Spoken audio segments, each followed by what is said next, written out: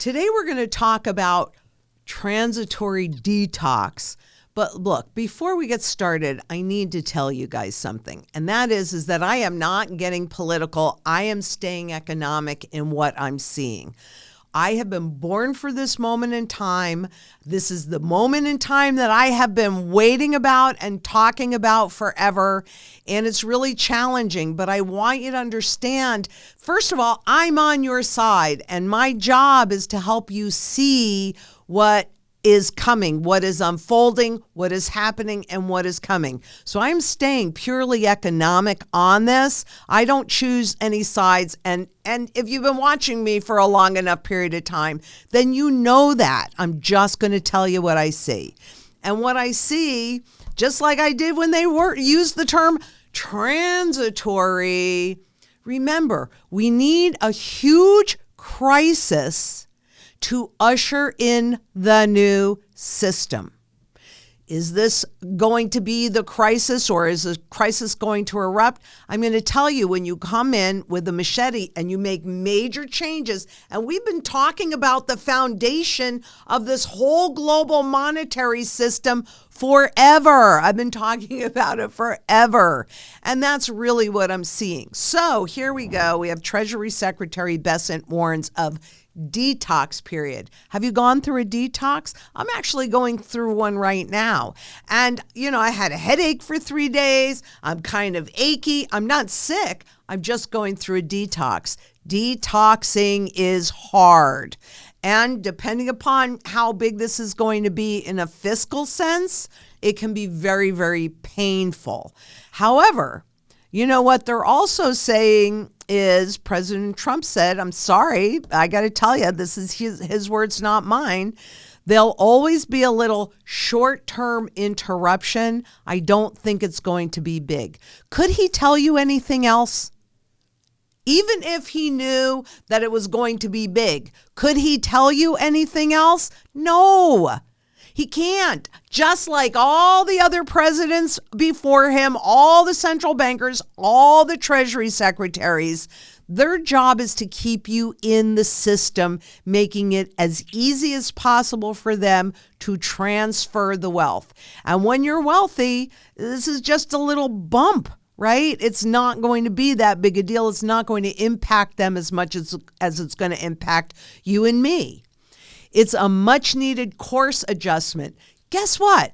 I really actually agree with that.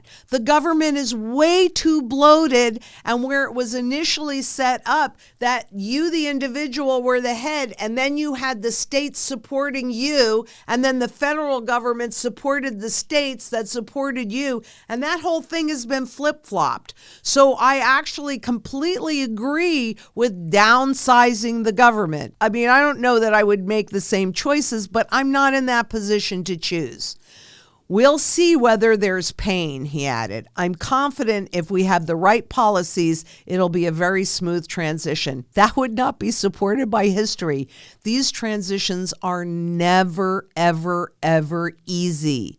And we can see that the biggest thing for people as they make these transitions is food. That is the single biggest issue. That's why I became a farmer back in, after the system died in 2008. So I really do want you guys to understand that I've been talking about this for a very long time. It is not designated at one person. One person didn't get us into this mess. One person isn't going to easily get us out of this mess.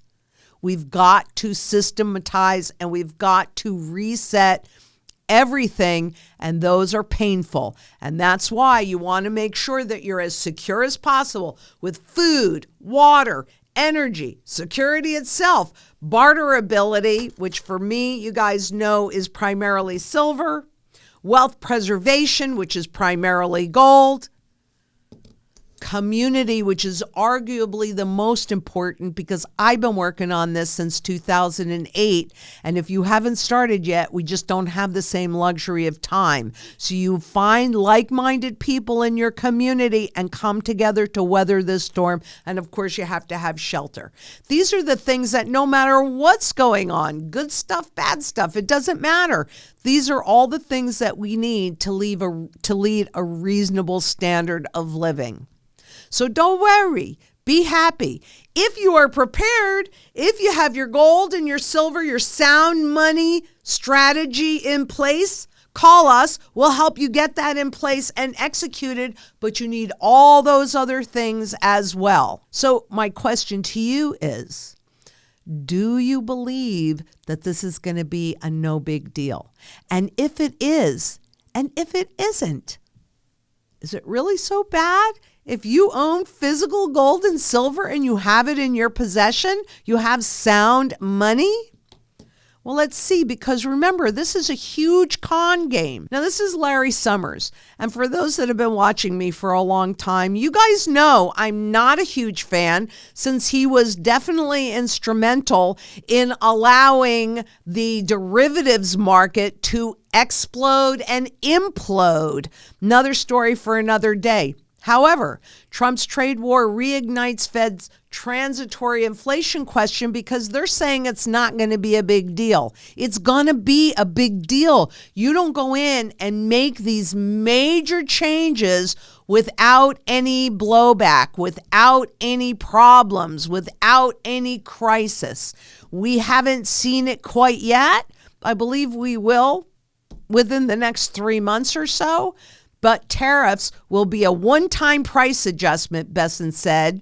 While I've agreed not to talk about prospective Fed policy going forward, because he's not part of the Federal Reserve, he's the Treasury, but I would hope that the failed team transitory could get back together and think that nothing is more transitory than tariffs. So do you believe that?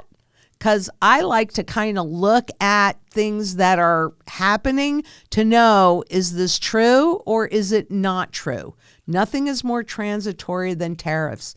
It could be appropriate to ignore or look through an increase in the price level if the impact on inflation is expected to be brief and limited. So that kind of goes back to the central bank's definition of price stability. If you think this is only a one-off thing, you don't change how you live your life, your desire to spend or invest or save or anything. And so that's what they always want us to believe. This is just a one-off. Even when President Nixon took us off the gold standard, don't worry. As long as you buy U.S. products, you're not going to experience inflation. And yet we have 3 cents left on the dollar.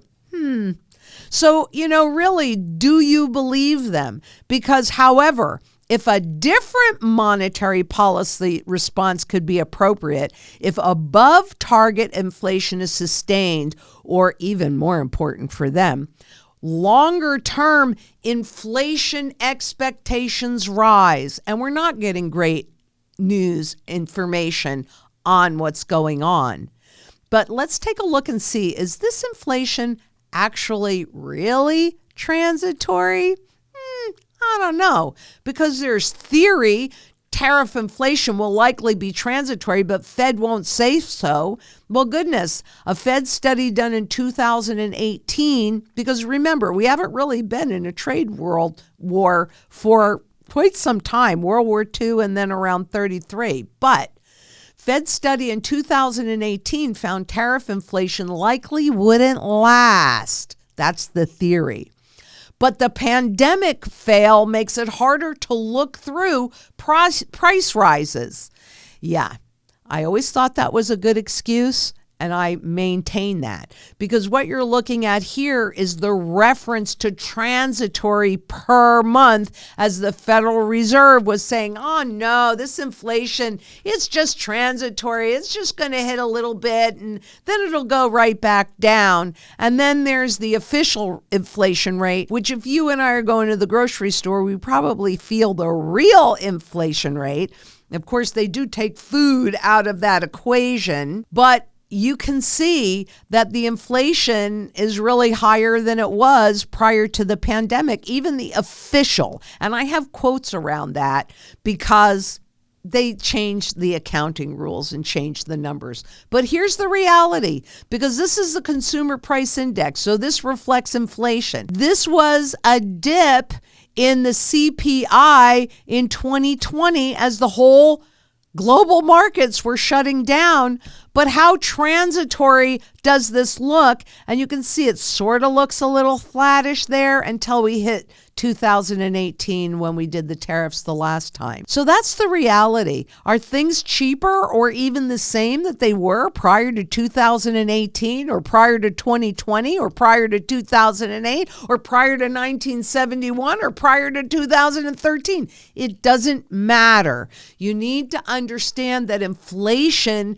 is baked into the system, and whoever gets that money first gets it at the highest level of purchasing power. And that's not you or me. That's the corporations. So you got to ask yourself, and please do price increases really seem transitory to you?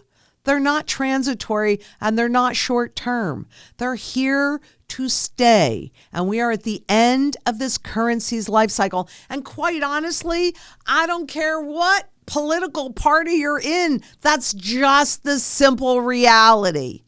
I am not getting political here. I am merely stating a fact. I have been groomed for this moment in time. What we are experiencing and witnessing is a transition into a new system. And those transitions are never, ever transitory or easy. But they don't want you to realize that. So what exactly did happen in 2018 the last time? Well, they used an example of washing machine prices.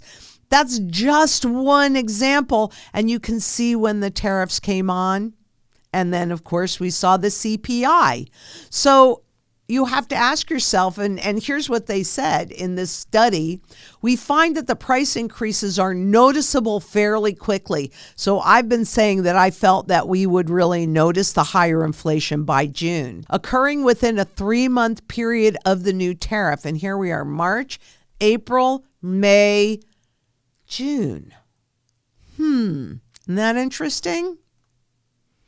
That's the PPI, the producer pricing index. And there are tariffs that are, I don't know, it's back and forth, going in, going out. But you can see that when they instigate the tariffs, immediately there's a price increase. It also gives U.S. goods that are actually made here, and there are not too many that aren't using cross-border products. That's going to go into the price of cars and washing machines and food and everything else. So, yeah, not so transitory. I'm sorry. You can see the big jump in 2008. There's the consumer price index. You can see how much that's gone up. And I just showed you. In fact, let me go back and just remind you of this one more time. There's the CPI since 2018. Was this transitory? Seriously. No, not transitory, because you've got to understand that's exactly what this system is based on, is this inflation. In sum, our analysis suggests that the producer and consumer prices are about 1/3% higher in 2018 as a result of higher import tariffs. Now, look, I actually really agree that the tariff system is not fair, but we've got to deal with whatever it is that we're going to deal with. How can you deal with this inflation? Ta-dum! This is not rocket science. It's really simple. This is the only proven way to protect yourself from inflation. The only proven way. Not anything else, not even cryptos. There's a lot of uncertainty. We don't know how long the tariffs will apply. We don't know what other countries may do in response to this. That could create a problem. And it's all about perception management and maintaining that public confidence. Remember, over time, since 2008, we had bank-to-bank confidence go away. We had central bank to central bank confidence go away. We had markets to central banks confidence going away. There's only one more level, and that's the public confidence in the system. And that's what this jeopardizes, because we're getting a whole trough of information and economic data that does not look so good. And even though the Bank for International Settlement said, a soft landing is still our scenario, that's garbage. Don't believe it. Their job is to lie and keep you in the system. So we can look at consumer sentiment down, inflation adjusted spending month over month down. Well, we're a consumer driven economy. That could be a problem for those corporations, while official inflation year over year is up, and long term, this is way more important, long term inflation expectations are up pretty darn substantially. And when those prices actually start to seep through and go up faster, what do you think that's going to do? Because that's the only thing that's holding the system together is that confidence. And that confidence is clearly going away. I can't tell you the exact moment, but I believe we are very, very close. And I think that by the end of this year, it could be ushered in. So could this be the test that will push that public confidence over and have them lose all confidence? Because that's what rapid inflation does. That's what it does. And it wouldn't matter who's in office. This had to happen. It had to happen because the old system died, period. It died in 2008. Are we ready for the new system? I don't know. I think we're about to find out. But what do we know about both gold and silver? We know that it's used in every single sector of the global economy, and we know that it's sound money. And when you're looking at AISC, that's all in sustaining costs to mine gold and the price. And so you can look at the increase in, this is the price, and this is the all-in sustaining costs. It's over right now. They're looking at well over, looks like close to 2,500. And you know where the price is on gold. It's somewhere around 2,900, right? Rising prices means higher royalty and mining tax payments. That, my friends, is a product of a means of confiscation. They don't name it. They don't say, well, we're confiscating the gold by doing this. But taxation is a form of confiscation. They have been confiscating your wealth since the day you were born through inflation. That's not going to stop now. And the higher the spot price goes on these, the more money the governments are going to siphon off. That is rather dangerous. In fact, in Q3 24, as the global average royalties and mining tax unit cost rose 5% quarter over quarter and a significant 31% year over year. Desperate governments do desperate things. What can I tell you? And, you know, the experiments that are happening at this moment, they're big. They're very, very big.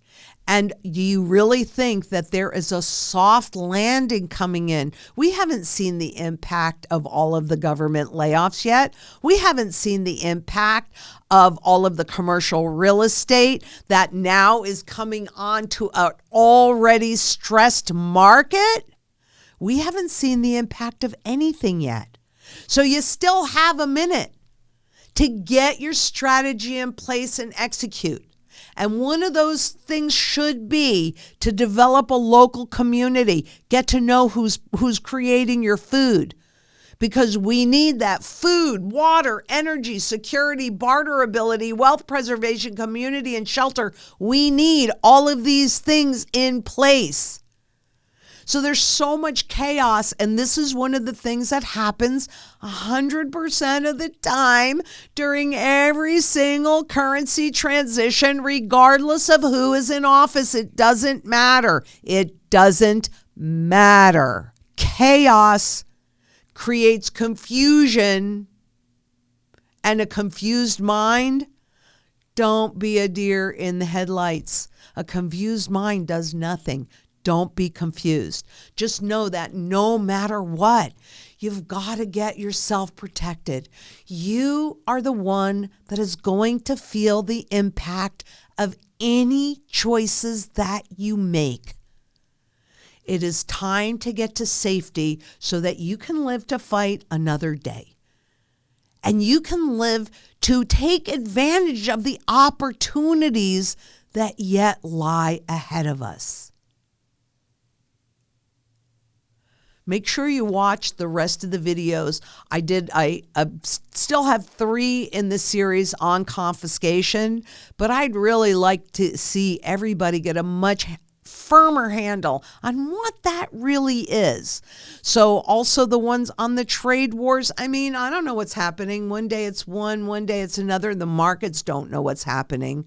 Is all your wealth in those fiat money markets, or how about those crypto markets, right? Those are all risk markets. They're all used in one place, and they're all dependent on this stuff. So what happens when this goes to zero? Well, my $10 trillion Zimbabwe note. That's what happens. It's happened over 4,800 times. You think this time is different? Really? It's not. It's never different. I'm sorry.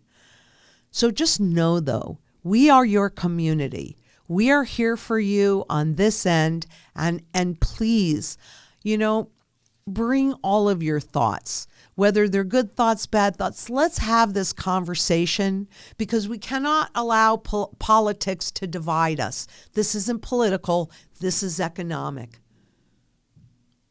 I'm here working for you. I have to tell you what I see. But I want you to understand that this is coming from an economic place, just like it always has. I don't care who's in the White House. They've been marching us in this direction forever. Wait till you see the laws on the books. And what I do know, too, is together we can make a positive difference, because not only is that local community important, it's so important, but the global community is critically important. Don't sit in dollars or euros or yen or wherever you happen to be in this world. Don't sit in that government debt-based money. It does not and will not serve you well. Sound money, physical gold, physical silver, we can create a quiet and peaceful movement, a quiet and peaceful revolution, just by converting our government debt-based fiat money into sound money. I want us to have a seat at the table so that we've got a shot at having a more fair system that we're transitioning into. Let's do that together. And until next we meet, please be safe out there. Bye-bye.